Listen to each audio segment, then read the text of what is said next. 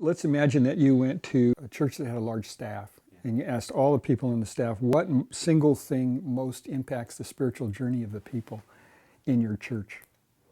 People would tend to name the part that is their portfolio. You know, the youth people all think that it's small group ministries and trips to Mexico, and a case could be made that that's true. And the music people think, no, people learn their basic theology from the lyrics of the hymns, and that goes all the way back to Luther. And the preachers will say, no, it's what you say to people from the pulpit. It's preaching, you know. Pastoral caregivers think it's people's individual private issues as they sort through their spiritual journey. But I believe if there was a way to measure that, and there isn't, but if there were, if you could measure it, all of it together would not be as significant as what we say to each other in the coffee shop when we're talking about the sermon, or we're talking about the youth program, or we're talking about the other people in the church. But you could go to Fuller and go in the library and you find hundreds of books about preaching, and hundreds of books about music, and hundreds of books about pastoral care, and not a single book about the ordinary daily conversation that we share with each other. That's a part of our life that we need to reflect on really seriously. And it isn't just enough to say, don't gossip, because people are going to talk about their lives. And there are many things that we have to do as Christians that we can't do unless we talk about each other's lives. We can't be good neighbors. We can't be good caregivers. We can't watch out for each other if we don't talk about each other's lives. But the question is whether we can do that in a way that's redemptive, or we're going to do it in a way that's demeaning and degrading and exclusionary. But I discovered something, that our children overhear us when we gossip. And when they overhear us, certain things happen in their psyche that we're not aware are happening. In fact, I suspect that our children pick up far more about our values from what they overhear us say than what they pick up when we're speaking to them directly. Because they watch us, they watch the way our values inform and shape what we say to each other about the other people in the church, and then they pick that up as a clue about what's good and what's not good, what's acceptable and what's not acceptable, and what kinds of consequences we think people should get as a result of their behavior. Our active vocabulary is about 20% of our passive vocabulary. So we can recognize 5 times as many words as we would choose to use. And then when parents think that their children that they're speaking above their children's heads, they don't realize that the children have a much larger passive vocabulary than the ones that they've written on the refrigerator door. They're simple listeners. They don't really know that the gossip won't resolve its plot complications, so they hear the gossip as though they are the character being gossiped about. They overhear you condemn somebody in your gossip, and they feel condemned. What they learn from that is there are certain things my parents better never find out about me, because if they find out about me, and this, they'll know this. So what you do is you disown a piece of yourself, and you learn this better never have a place here. And so gradually you shape a personality that is conformed to the general idea of right and wrong, but you've done it by disowning a whole raft of pieces of yourself that you know you'd better never talk about. And if people find out about that, then you'll be just as bad as the people who they're gossiping about. And so it's a kind of an odd thing, because it still happens as an adult. So in class I'll sometimes say, have you ever been in a room where they're talking about somebody who's not present and you're embarrassed because you know that if they knew the whole truth about you, they'd be talking about you in the same way? Everybody has that experience of embarrassment. One of the girls in our youth group got pregnant out of wedlock. And so the gossip sort of ran rampant. My wife is present when she hears these 2 women railing on this girl.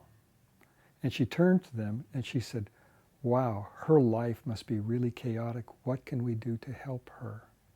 How can we support her as she comes to terms with this poor decision that she's made? How can we help? And just by finishing by saying, how can I help, takes that negative and turns it positive. So that's one thing. A second thing, though, is that if we listen to what people gossip about, very often the way they gossip is how they manage their own internal dissonance. And what people gossip most intensely about is often someplace within their own journey that's unresolved. So instead of using the subject as something simply to condemn, we're using it as a diagnostic tool to find out where we can help.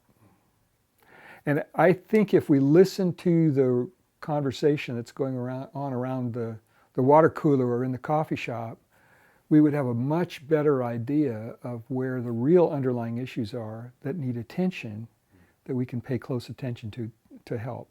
But if we end our conversation by saying, wow, how can we help there? We're going to end on an upbeat, and it takes the edge off the condemnation. When people go through trouble, one of the ways the reasons we gossip is because we feel anxiety. And what happens is that I ask you if you'll hear my story and then agree with my take. And when you agree with me, I don't feel alone. And so my anxiety goes down. And so we naturally talk especially when we're feeling anxious or threatened. But people don't grow in a smooth process. They grow through internal disruptions. If we didn't go through those explosions, we would have to stay immature. That's how, one of the ways we grow is through these times of explosion, but they're also very anxiety producing. So we tend to talk especially intensely when we're in those periods of transition between developmental stages. So a lot of pastors, I think, feel anxious when they hear that people are struggling. It may very well be that the struggle is a necessary part of that person moving to the next phase of growth. So the challenge is not to get them to stop struggling. The challenge is to assist them as they reevaluate and resort and consolidate a new, larger understanding of the Lord and of the world after the transition. You have to work your way through that transition, and it's almost always accompanied by needing to talk to somebody. But the worst thing we can do is to say, well, don't worry, don't be anxious, don't feel that. Because feeling those things, when we give ourselves permission to feel uncomfortable feelings and to deal with them, that's part of how we begin to feel confident enough to reassemble and move on to the next phase.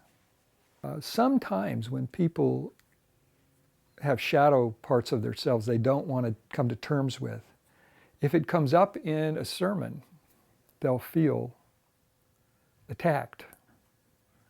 And they sometimes will try to shoot the messenger. That doesn't mean you've done a wrong thing necessarily. It means that this person needs a healthy way to deal with his or her anxiety. But that doesn't mean you've said something necessarily wrong. It may mean instead that there's something that this person needs to pay attention to, and he or she hasn't yet discovered how to do that in a way that isn't hurtful to you. And unfortunately, every person I know in the ministry carries scars from that. The pastor of the church I attended when I was 6 years old was sitting in the congregation. He had found out I was preaching and he came to hear me preach. Great old Scotsman, tall, lean Scotsman. And I preached on the fact that Christian faith sometimes includes disappointments, that God didn't promise us eternal victories, that he didn't promise us wealth or eternal health. And I took those passages in the text that are usually cited to prove that God guarantees health and wealth, and I reflected on how that interpretation doesn't match the context. Then I headed for the back door, and Pastor Marshall caught me in the aisle, and he said, "I want to see you in the alley." So I followed him back behind the alley. He's this old Scotsman. He looks down at me. He's 6'4", you know.